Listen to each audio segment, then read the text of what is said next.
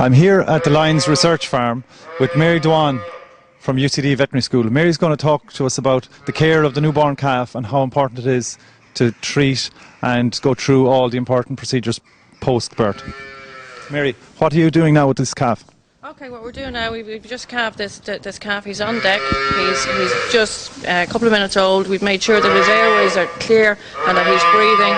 And the most important thing to do now is to dip the navel. And I know some of you guys out there will be spraying navels and you'll be doing all sorts of things. You need to dip them. So I'm going to use a cup and I'm going to use this tincture of iodine. It's very important to use a solution. This is a 2.5% tincture of iodine, and to use a strong tincture. The sprays don't do enough. And then what I'm going to do is I'm just going to grab his navel and just make sure I get the whole navel and the whole end of it, and I'm going to really wet it. I'm going to give it a vigorous cleansing. And you can see that this is because there's alcohol in it, it's stinging a bit. So that is the only way to dip a navel. Sprays of any sort are generally ineffective. Now this calf is at his most vulnerable for the next few hours. So our calf husbandry and calf rearing starts now. We do 90% of our calf rearing by making sure his navel is dipped, and then the next thing that we want to do is make sure that this calf has at least 3 litres of good quality colostrum on board.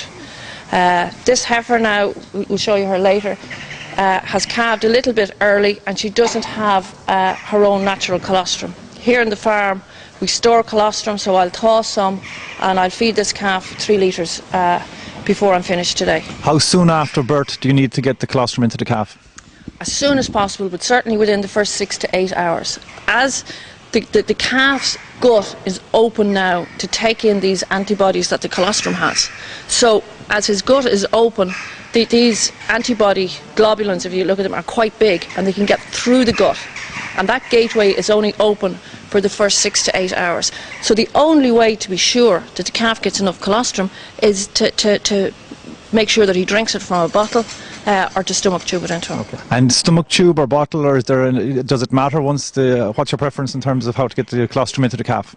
My preference would be for him to suck it and to drink it, because it's a more natural response. Also his esophagus here, there's a chemical in this esophagus, in his own system that recognises it's milk, and it'll allow the milk to go into his correct stomach, which is his abomasum. And just after the calf was born, we talked about the use of the calving jack. I think it's important to stress the proper use of the calving jack in terms of not rushing, and you were using it. You might explain to us how you use the calving jack to get that calf. Once we have a calf here with an anterior presentation, his head is out, his nose is out. If he takes a breath, he's breathing air, or trying to breathe air. So we don't need to rush.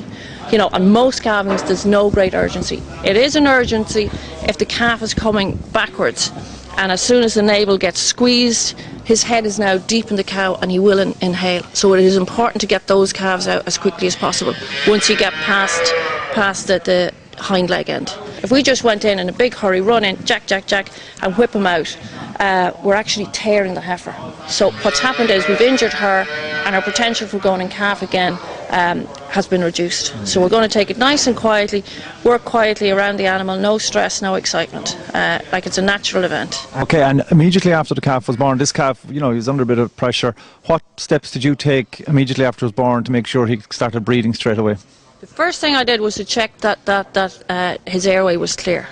You know, like the CPR guys will tell you ABC, airway and breathing. So I wanted to make sure that was clear. It was.